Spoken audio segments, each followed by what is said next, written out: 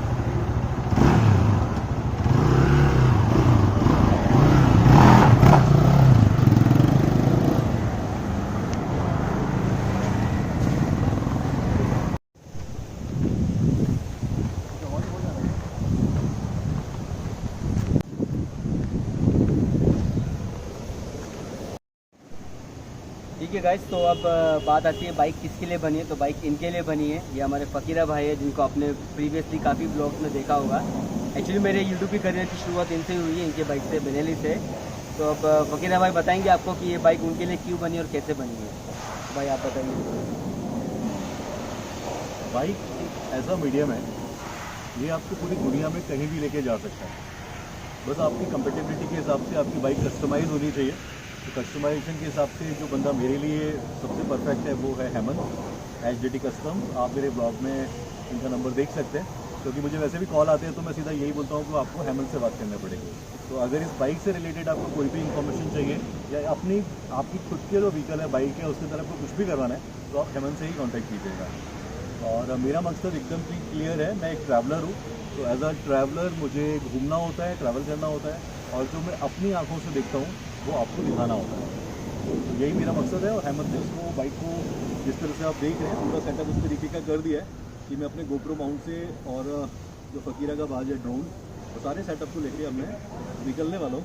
और होपफुली आपको जो इसका काम है वो और मैं जो आगे करने वाला हूँ वो तो हमारा काम जो आपको देखने मिलेगा फ़कीरा भाई के ब्लॉग्स में, जो कि फ़कीरा राइडर करके है। तो हमारी शुरुआत वहीं से हुई थी, सेम टाइम हुई थी बराबर। हाँ, ऑलमोस्ट जब मैंने अपना पहला बाइक कस्टमाइज कराया था हिमालयन, जिसका नाम था हिमू, तो उस टाइम पे हेमंत ने ही वो मुझे रेडी करके दिया था। और उससे मैं नॉर्थ ईस्ट गया था, और कोइंसिडेंटली इस बाइक को लेके जो मेरा उधर का राइड अधूरा रह गया था उसको मैं पूरा करने के लिए जा रहा हूँ। पूरा 7 सिस्टम्स चेक करने के लिए निकल रहा हूँ, और होपफुली 1-2 दिन में निकल जाऊँगा। तो hope for the best and we have done our best with this bike. तो अब देखते हैं कि ये बाइक कितनी दूर जाती है, कितने अच्छे से जाती है। हमने एक्सपल्स इसलिए चूज़ की बिकॉज ये मेंटेनेंस वाइज और पार्ट अवेलेबिलिटी के हिसाब से सबसे बेस्ट चीज़ है इंडियन मार्केट में। बिकॉज इंडियन मार्केट में अगर आप बड़ी बाइक लेके जाओ, जैसे फ़कीरा भाई ने बेनेली की भी टूरिंग की है, तो वो जानते हैं कि बड़ी बाइक के साथ में क्या प्रॉब्लम्स आती है और कितना रुकना पड़ता है हमें, और इसके साथ में क्या आएगी वो हम देखेंगे, और कितना रुकना पड़ता है वो भी देखेंगे। वो बाइक के ब्लॉग में मालूम पड़ेगा, अभी नहीं मालूम पड़ेगा अपने को। लेकिन हम एक बात श्योरिटी ले सकते हैं कि इंडियन व्हीकल है तो हमको इंडिया में ज़्यादा तकलीफ नहीं होगी उसके रिपेयरिंग और मेंटेनेंस के लिए। तो वो रीज़न से हमने ये बाइक को चूज़ किया है। अब मेरे ख्याल से ये पहली बाइक है जो पहले सेटअप के साथ में घूमने जा रही है। देखिए अब इसमें मैं एक चीज़ आपको बोलूँगा, बहुत सारे लोग इस बात से तकल्लुफ़ नहीं रखेंगे ऐसा भी मुझे लगता है, लेकिन ये सच है और 100% सच है, 1000% सच है। जब मैंने अपनी हिमालयन के ऊपर पैनियर सेटअप किया था तो हेमंत ने मुझे लगा के दिया था, और बहुत जल्दी, बहुत फास्टेस्ट काम किया था। अपना बनाया हुआ पैनियर, हाँ, मतलब सेल्फ मेड पैनियर थे वो। और उसको लगा कि जब मैं गया सिक्किम, और जो हिमालयन के साथ में इश्यूज़ हुए और जिसकी वजह से मुझे वापस आना पड़ा, और फिर वो वीडियो जो मैंने बनाया था एक वायरल हुआ, और फिर 4-6 महीने बाद जब प्रोडक्शन बंद होकर जब बाइक आई तो उसमें ये पैनियर्स थे। लेकिन अब कोइंसिडेंटली जब मैं एक्स पल्स लेके जा रहा हूँ तो एक्स पल्स पे अभी तक इंडिया के अंदर कोई पैनियर सेटअप नहीं है। जो पहली बार हम लोगों ने अपनी सुविधा के हिसाब से, अपनी मतलब सहूलियत के हिसाब से जो बनाया है, तो वो हेमंत ने कस्टमाइज़ करके मुझे दिया है। ये रॉयल एनफील्ड के ही पैनियर है, लेकिन हमने एक्स पल्स पे लगाए हैं। तो मैं चाहूँगा कि अगर हीरो की अथॉरिटीज़ या हीरो की जो हाई मैनेजमेंट के लोग हैं, जो जिन्होंने भी इंजीनियरिंग से इतनी प्यारी सी बाइक बनाई है, तो ऑफ रोड तो ये है ही, साथ में ट्यूरिंग सेटअप और बनाने तो बहुत मज़ा आएगा। और मुझे लगता है कि वो भी बहुत जल्दी आपको यहाँ पे जो रॉयल एनफील्ड लगा है, शायद हीरो के आपको पैनियर बहुत जल्दी देखने को मिलेंगे। होप फॉर द बेस्ट मिल जाएंगे।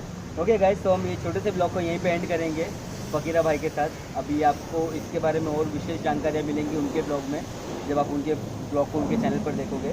तो अब हम जाते हैं अपने दूसरे काम करने, फ़कीरा भाई को रवाना करते हैं अपने टूर पर, और जल्द मिलते हैं कुछ नए काम के साथ। Till end ride hard, ride safe, keep riding with life, be simple, be natural. Bye bye, take care.